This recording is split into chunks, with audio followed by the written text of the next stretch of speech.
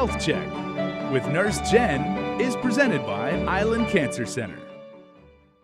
Half a day, I'm Nurse Jen. One of healthcare's greatest bargains is buying the generic prescription, right?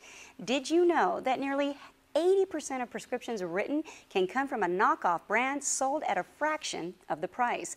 For the most part, you don't lose anything in buying generic. The truth is that generic medications aren't perfect replicas, but the FDA continually evaluates them to ensure that the generic brands approved have the same active ingredients and absorb in the bloodstream just as if the person were taking the more expensive brand-named medication. Recommendations from the American Society for Clinical Pharmacology and Therapeutics include: first, ask your pharmacist the grade level of the generic medication. The FDA labels every copycat generic medication with either an A or B grade. If a generic medication enters your bloodstream too slowly or too quickly, it may cause side effects or prove ineffective, requiring your physician to adjust the dose. While it's very uncommon that your prescribed generic medication is at a grade B drug, your pharmacist can tell you the rating upon your request.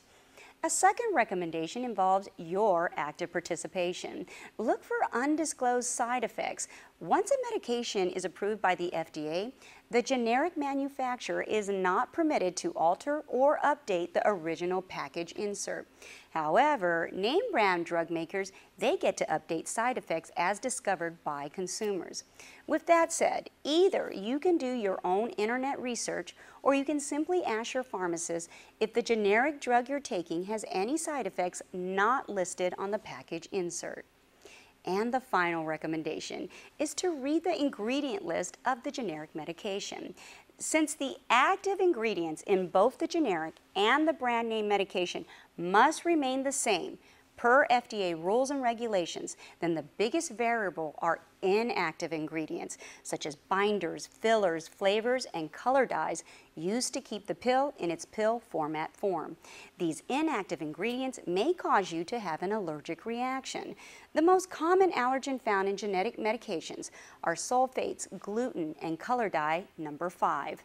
On a side note, I am not referring to generic medications purchased in the Philippines or in Mexico. This segment only reviews USA FDA-approved generic medications.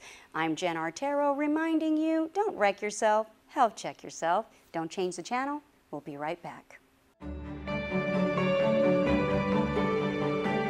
Health Check with Nurse Jen is presented by Island Cancer Center.